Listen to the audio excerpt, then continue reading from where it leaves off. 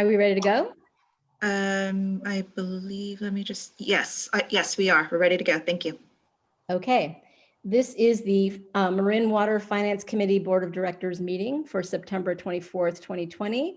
I am calling this meeting to order, and the first item of business is to adopt the agenda. Do I have a motion? So moved. Motion to adopt. Second. Thank you. We need a roll call vote. Director Bragman, Aye. Director Russell, Aye. and Chair Kohler. Aye. Do we have any public comment this morning on any item that is not on the agenda? We do not have any comments. Thank you. Okay, that moves us on to our calendar, and the first order of business there is to adopt the minutes, or I guess approve the minutes of the last finance meeting from August 2020. Do we have a motion? Motion to adopt. Second. Do we have any public comment on this item? We do not, Chair Kohler. Okay, then we need a roll call vote. Director Bragman, Aye. Director Russell, Aye. and Chair Kohler. Aye. All righty, that brings us to the monthly financial update. Hey, good morning. Can everyone see my screen? Yep. Yes. Okay, great. So this is the September meeting. We'll be talking about the August finance numbers. We now have numbers for the first 2 months of the fiscal year. So as you can see, everything is looking pretty good so far. So if you want to follow along on page 5 of your packets, attachment 3, you can see the breakdowns of these numbers here. So as I mentioned, we're 2 months into the fiscal year, so about 17% if we're tracking linearly to budget. So first we'll take a look at our revenues. We have water revenues of $7.2 million, about 21% there. And you can see the breakdown there. Water sales are about $13 million of that. The service charge is $3.4 million. And then we have about another $800,000 in watershed management fee that comprises that $17.2 million. And then your other revenues there are things like rents, grants, and watershed payments, much smaller portion of our rent. And those are tracking right in line with the forecast for the revenues for this time of year. So total operating revenues were at 21% compared to a total $85.9 million budget. Fire flow fee, we've collected virtually nothing year to date, just because of the timing of those payments come in with the property tax payments primarily in January and April. And then capital revenue is primarily made up of the capital maintenance fee, $16.8 million of that. And the rest is connection fees. And we actually adjusted down that CMF forecast a bit because of the board action to delay the 4% increase from July to January. So we actually took that down a bit. And so far we're at 2.7 million compared to a $17.3 million forecast. So well over 15%, again, tracking right with the budget as we would expect. Chuck, I have a question. Yeah, go ahead. On the fire flow, have you heard any rumbles from the county about extending the due date on property tax? I have not yet. There was some indications earlier that they're allowing businesses some extended time for schedules related to personal property and that, but I haven't seen anything indicating that we were actually going to extend the deadline so far. Might be worth taking a look at. Maybe we should rattle their cage and see if they've got a position on that yet. Okay. Thanks. And Chuck, I have a question on the comparison on, I don't have the page, hold on. It's on attachment 1. On the actual to the 2021 budget, you've got side by side there. So the budget is 10,290,131. You see that? Which line are you looking at there? I've got water sales, service charge, water total water sales and fixed charges. Yep. Okay. So you're looking at the 2021 column there? Yeah. So is that budgeted amount, does that include the 4% increase that was approved in the budget? It does. Yep. Okay, so in other words, we're ahead of the budget with the 4% increase, even though we didn't increase the actual charge by 4%, correct? Yeah, that is correct. I think though that if we did the 4% increase on July 1st, you'd probably start to see that increase in September numbers. So you probably see that in October, in our October report, because of the delay. Okay, So our billing cycle, I see. We're 2 months behind. Okay. right. So right. that's just something, maybe I'll just make a mental note of that to see, because it'd be interesting if our increased sales actually compensate for the delay, or, not going with that increase. So, Yeah, if they actually take over the 4%, yeah. yeah. Okay, And we've got some slides here you'll see on the actual water usage, and yeah, I think that would be Yeah. fair. I think that'd be a fair observation. yeah, okay. Okay, thanks a lot. Absolutely. So the next slide is the monthly water sales in dollars for the first 2 months of the year. So you can see that blue line there is this year, fiscal year 21, and then the red line is the previous July and August. You can note that we are a little bit ahead in sales revenues there from the previous years. Again, to be expected. And then this is a breakout of the actual usage in CCFs in thousands. So, a couple of things to note here, as we noted in the August meeting, you can see that single family residential, that first row there, is up about 12% over the last year. And again, not unexpected. You can see that under the all the residential line items there, going from single family down to multi-units 10 plus, everyone is up except for duplex. And as we mentioned to you last time, the duplexes were allowed to reclassify to single family under an ordinance that the board passed, I think, about a year ago. So you're just seeing some movement from duplex into single family. It's not that duplex usage is actually down per se. Institutional and commercial, as you'd imagine, are down, and commercial and industrial, which in previous meetings we haven't really seen that show up. It started to show up last month in that decrease in usage. That's a pretty marked decrease in commercial and industrial, down about 20%, 46,000 CCFs compared to this time last year. And then irrigation is up, but not markedly. Raw water and recycled water basically tracking pretty close to flat. So Chuck, on the duplex numbers, so did we reclassify the duplex customers, or is that something they needed to do? They were allowed to do that. So my understanding is that under the ordinance that they were allowed to reclassify to single family, because then they were allowed a higher number of tier 1 CCFs. Okay, so, but my question is, and Ben or somebody else may know, whether do they have to take the affirmative step of requesting reclassification, or were they just reclassified and given greater tier 1 authority or tier 1 amounts?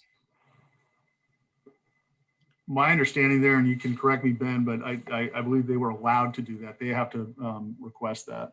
I believe that to be the case, although with such a notable decrease, I wonder if there was some communication. We'll check on that. Okay. Okay, thanks a lot. And then in previous meetings, the board had some interest in seeing our aging. So this is a snapshot of our aging. You'll notice here last month we gave you down to a 30-day past due.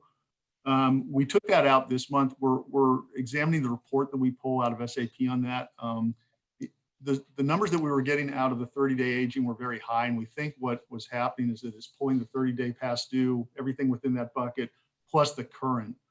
So we want to check those before we put those up again. So we gave you 60-day aging out to 365 days, and you can see here that accounts that are up to 60 days past due have increased markedly. They've gone up by 580, which is a five-fold increase over what we had before. Just to remind you that we really aren't taking any kind of collection activities right now.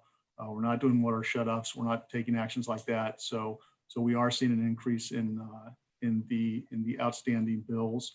90 days has also seen an increase, market increase there. Same with 180 days and out to 1 year, the 365-day mark there. So you can see in the totals as of August of last year, including all those categories out to 1 year in arrears, we went from $332,000 up to almost $2 million as of this August. So pretty big increase there. And then last time when we talked to the board, you had some interest in seeing these numbers kind of broken down a little more. So we've taken an attempt at that on this next slide here. And you can kind of see those first three lines there are residential. So you've got single family residential, duplex, and multi-units. And you can see the increase that's in thousands of dollars that has happened in those categories. Business and institutional has gone up by $71,000. Irrigation, $70,000. And then raw water, as you would expect, that's not affected. And then others, I think, was primarily recycling water there that we saw an increase in delinquency. So we're seeing pretty marked increases in delinquencies. Just to kind of give you an order of magnitude there, you see on single family residential as of August 2020, you've got $448,000 in 60-day past due delinquencies. And you compare that to monthly water sales for single family of $4.5 million. It's a substantial amount. Yeah, it really is. And this is very helpful data. I want to thank you and the team for putting this together. A question that I have, and maybe you're getting to this, is whether and what kind of outreach we're doing, particularly on the single family residential, to check in with those folks. Obviously we've suspended shutoffs, which I think remains the right thing to do. But what are we doing to see, what kind of support these folks need and what we can be doing to help them, address these issues? Yeah, and I actually, at the end of the presentation here, I put together a slide with just some bullets with some of the actions we're taking and Okay. doing. I'm happy to wait till we get to that. Sorry. Yeah, and I will be honest, I don't know if it'll answer your communication question. My question here is less about communications and more about action, but I'll just hold up the questions till we get there. So Chuck, on as far as how we display revenue, going back to that one slide that I referred to earlier, just whatever it was page, it was the first page of yearly. Go back. Is this the No, you're looking at?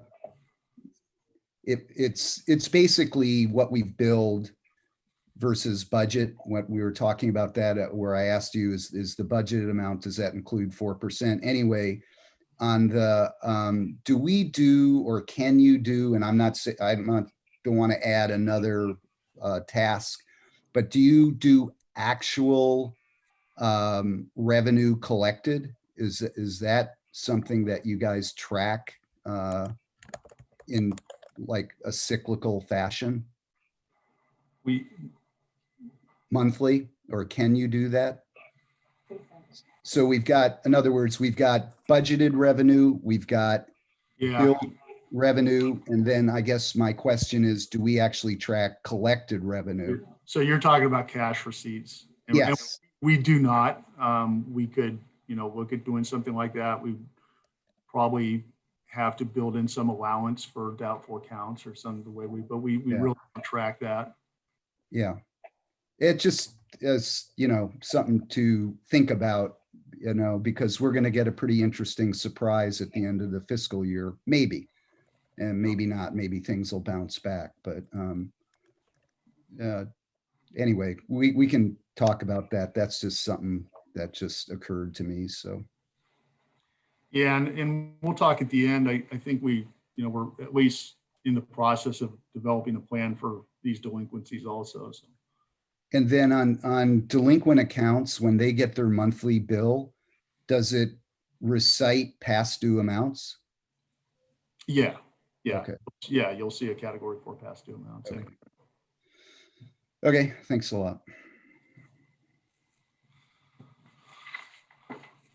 So this is your tier consumptions for rates for tiers 1, 2, 3, and 4. Not really much to note on this slide. As we say every time, about 75% of your usage is in tier 1. The only thing that kind of jumps out here is this year, fiscal year 21, we give you that look back to fiscal year 15, and this is the highest water usage year that we've had in that time frame that we look at. Looking at about 2.3 million CCFs as of August, so it's pretty high. And then another thing that the board had asked for, and I think's provided some pretty insightful looks, is the AMI data. So we pull about 1,200 meters in Tiburon and Belvedere. This slide looks at only single-family residents, Resi Code 1. And so the AMI data gives us a little more immediate snapshot. When we were meeting with the board earlier, we really weren't seeing the effects of the COVID pandemic. So when we pulled the AMI data last month, it kind of jumps out a little more immediate in real time. So you can kind of see here those orange lines are for the current fiscal year. So you can see August and July, you've got higher usage there in CCFs. This is volume of water. And then you can really see the usage patterns there back in February, March, and April, where you have a big jump up in usage there. And part of that probably due to, I would imagine, the pandemic. Part of that's also due to just having a much drier year this year also. So you're seeing that. And then we also pulled data for institutional business meters. Size you can see there is very small. It's 88 meters, and it's also spread throughout the service area, unlike the previous slide where it was restricted to a couple of cities. And again, there you kind of see the opposite of what we saw with the single-family residency, and this is also what was reflected in an earlier slide when we showed the usage data. And you can see that for institutional and business meters, you can see that orange line there showing you a fall off from the previous year.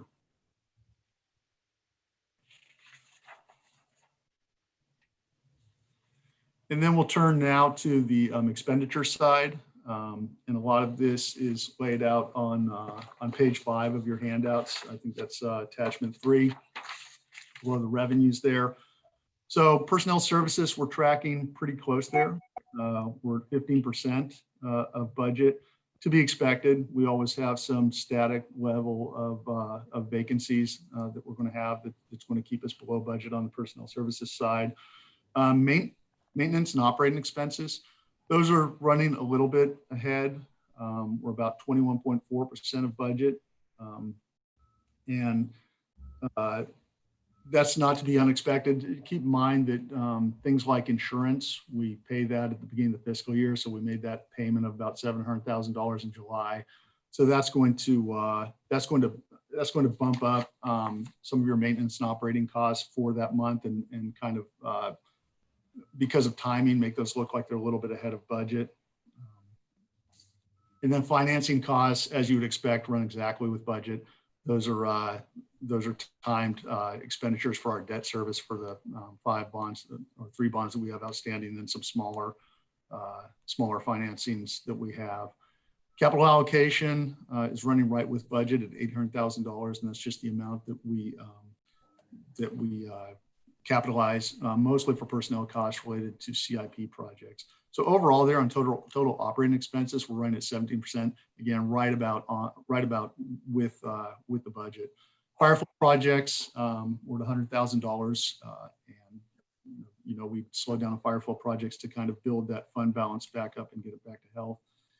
And then district projects there, including capital equipment purchases, we're behind budget there at 7.7%. We've only expended $1.5 million out of $19.6 million budget. Again, though CIP is kind of lumpier in the expenditures, that number can bump up depending on where we are in a major project. We have major projects going on, so that's not necessarily indicative that we're behind on CIPs. It's just where we are in the timing cycle of those. And then the ending fund balances, I'll just give you this. The restricted and designated fund, you can see these broken down on page 7. At the end of the year, June 30th, we were at $16.5 million. 2 months into the fiscal year, we're $13.1 million. So we've drawn that down by about $3.4 million. And there's part of what's in that is that you'll see that we have debt service there. And so the debt service payments are made in July. They're made twice a year in July. So that's drawn that down. But then you also have inflows that's offsetting that, about $5 million in debt service. So overall, we're down about $3.4 million, but that will come up as the year goes on. Rate stabilization reserve fund, we haven't dipped into that in quite some time. That remains stable at $9.4 million. Fire flow fund remains stable at $2 million. Pension reserve fund, again, we haven't utilized that in some time. That remains at $2 million. And then our capital fund has grown somewhat to $25.7 million. So our total restricted and designated funds are $52.2 million. And then we've got the operating unrestricted fund, which kind of think of as our reserve, is at $23.5 million. Spent down about $3 million out of that fund. So our operating fund balance to budget in months is at 3.3. Projected 3, or we were at 3.7 at the end of the fiscal year, June 30th. It's down about 0.4. Debt service coverage, we're 2.7 projected. Outstanding bond debt, we're at $142 million. And then other debt, those smaller debts, like the Las Colinas Valley Recycled Water and smaller issues like that, we're $7.5 million. And then we've been giving the board these monthly updates on where we are on the financial impacts from COVID-19 to the district. Last month we showed you these. I think we're 278,000. We're now 303,000. So they're not immense. A lot of this, about $110,000, is an additional sick leave allowed for under the CARES Act. And then we have about $85,000 of that that's related to deep spray of the buildings and vehicles. And then we've got about $70,000 of that's employees spent on COVID-related work. So that's what the breakdown on that $303,000 is. Chuck, it's Larry. I have a question. We're seeing additional sick leave. Do we have employees who have sick people in their families? Yeah, that's what it's intended for. I understand that, but that's not what I'm asking. Have we had people that have been exposed to the virus? That's what I'm asking. Well, I don't care about the sick Chuck, leave. I can, this is reflecting the feds have another added bucket with one of the laws that were passed with COVID. So we're tracking it there. And this could come from the one individual, and we've still only had one, fortunately, who got COVID. But if they're exposed in a way that they get recommended to have 2 weeks quarantine, they would use this as well. Right. And Ben, what I'm asking is that, is there only one person that's used it, or have we had other people who've been? There's been a number of folks. Only one person actually had a positive COVID. But what we've had a fair number that have been exposed outside of work and they've been off work for a couple weeks. Okay, but fortunately, they haven't been sick. They haven't gotten sick or, That's okay. correct. Yeah, and that's $110,000 related to CARES. So that's, that's definitely many employees that are making up that number. Do we have a testing source for employees or? Yeah, so the county, now, I heard a rumor that it was shutting down or reducing hours, but they had a site that they offered to us as part of kind of first responders, and we fit into that. So I know some folks that take advantage of that. I think others just through Kaiser or their health service. Okay. And do you know, are we getting, and it may be something sort of outside your knowledge, are they getting the 24-hour testing here in Marin? I don't know if the county had a 24-hour turnaround. I think maybe it didn't. But more and more people are moving to that because that's become kind of the standard. Yeah. Yeah, it's sort of more of a presumptive test, I think, than a quantitative test. So.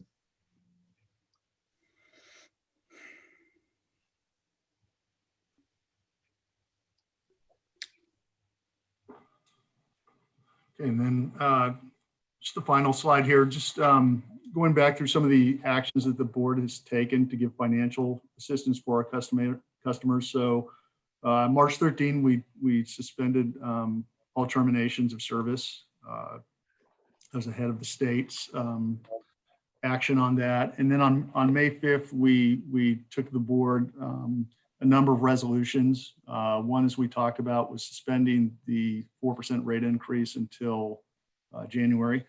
And then we also had a resolution that invoked the summer water rates early. So we moved those up to May 1st to give people some relief on their bills. And then one of the kind of unfinished pieces of business that we had was we discussed with the board the idea of what we do with those delinquent accounts that we talked about earlier in the presentation. And we will be coming back to the board with action on that. If we want to do extensions, which we're contemplating beyond 12 months for repayment, I think we do have to have board action for that because our code only allows for 12-month payment plans. Our preliminary plan was to identify an amount that would be reasonable. So we're thinking somewhere in the order, if you were delinquent by $60, we would automatically take that amount and spread it over a 2-year period once this event terminates, which we're trying to figure out also what the trigger event there is. Likely it's when the state lifts with the shelter in place order, or something else that we think is reasonable. And then we take all of those accounts that are past due and we just automatically spread those over a 2-year period. And we're still working towards that, but we plan on, once we hit that trigger event, coming back to the board and getting at a minimum a resolution that allows us to automatically put in place those payment plans for our customers who are past due. Mm-hmm. So this is, I think this is the moment that you were talking about. I think that's a fine idea. I think in the near term, I'd like to suggest that the staff think about how we can be doing some outreach to the folks who are delinquent in the nearer term. Specifically, outreach around so that we have a sense of, what's going on with them, what their situation is, and so that they have a sense that we are,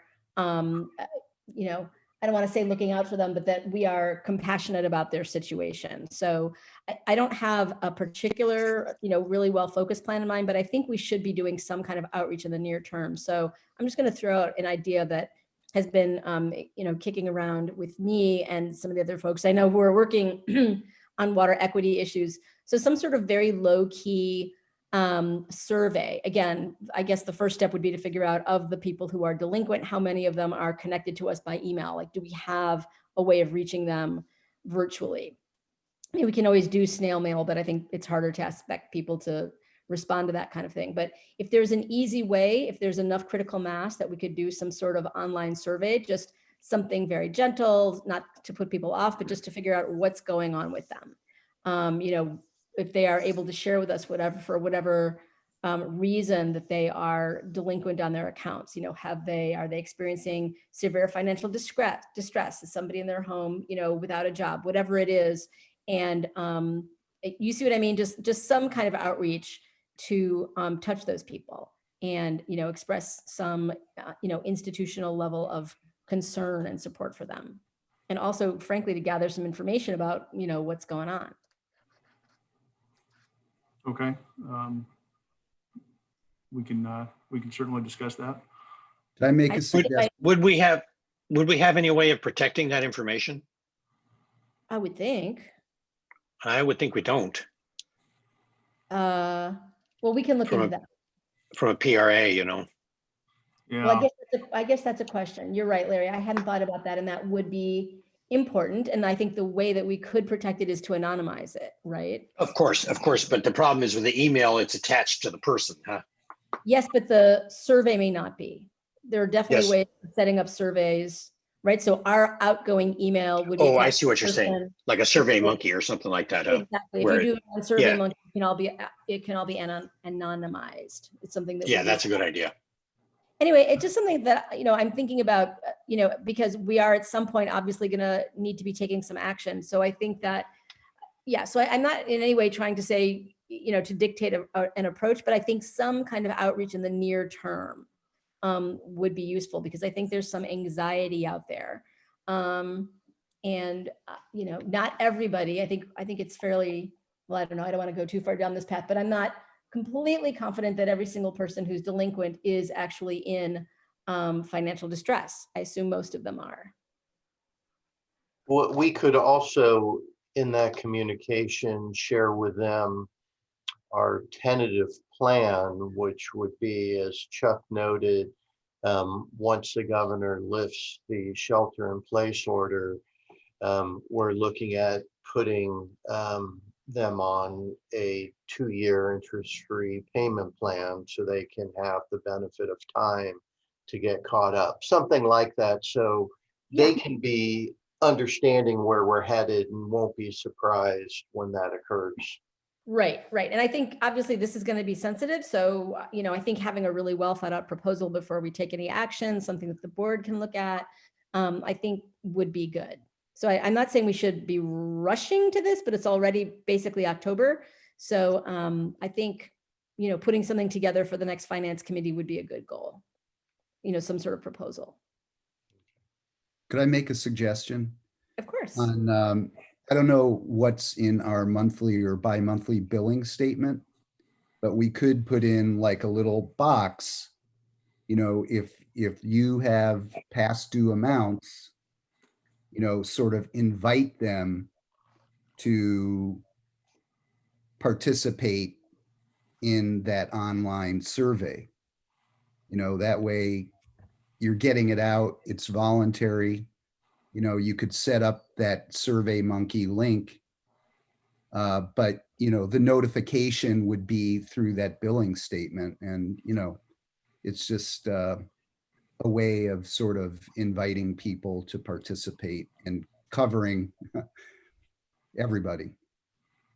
Probably easier, Larry, to put an insert in. I think I remember from changing that billing statement before, it's a little complicated because it's done by an outside service. Yeah, So an insert, I don't know, it's just a cost to put the insert in. yeah, okay, okay. Just Yeah, that from it what I may recall. be worth it. It's just that would cover the entire customer base, but okay, just an idea. Well, it could or could not. They may be able to put them in selectively. I really don't know Yeah. how much control they have.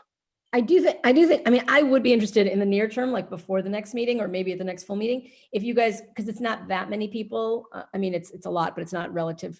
If you guys could gather the information about how many of the people who are delinquent we are connected with virtually, because that really would make a big difference, right? If it's only 1 or 2%, well, okay, then an online survey is not going to do us that much good. On the other hand, if we're well over 60%, that might be a way to go. So I think that's really the first piece of data that you and we need. That makes sense. We'll see what we can pull on that. Okay. And I just want to say to the staff and the management, I know this is very challenging. And so I just appreciate your, your flexibility and you're willing to work with the board, on this. And Chuck, would you be kind enough to send us a copy of the slides? Yeah, absolutely. And I think they're posted. Yeah, I we can prefer to absolutely get send it them out. as Absolutely. an email. Yep. Yep. We'll send them out after this. And then just a summary slide here. As we talked about, revenues, expenditures, for the most part, we're tracking with the budget where we'd expect to be at this point in the fiscal year. Some of the revenues are actually a bit ahead. Our fund balances continue to look healthy. And as we showed you, COVID, from a financial standpoint, it's about $300,000 impact to us, and that's from the inception of the event. So financially, it's not a large impact, although in other regards, obviously it is. So that's I think you should change the wording on that slide. yeah. I think something like COVID safety is a minor impact, but if the delay in billing payments isn't so minor, Right. the actual COVID expense or something like that, for PPE or whatever is minor. I agree with that completely, but the other one isn't so minor. Yeah. Yes, these are the communication skills of an accountant. So Not a problem. yeah. So that's our presentation for today. If you have other questions, I'd be happy to field them.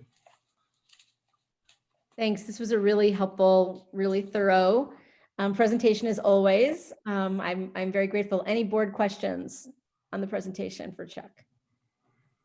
Not for me. Okay. Do we have any public comments or questions on this item? We do not have any. Okay, well then, unless there's anything else from the staff, I think we are adjourned. Okay, we'll see everyone tomorrow. Bright and early. Thanks, Okay, everybody. thanks. Have a good day. See you. Thank you. Bye. Thanks a lot.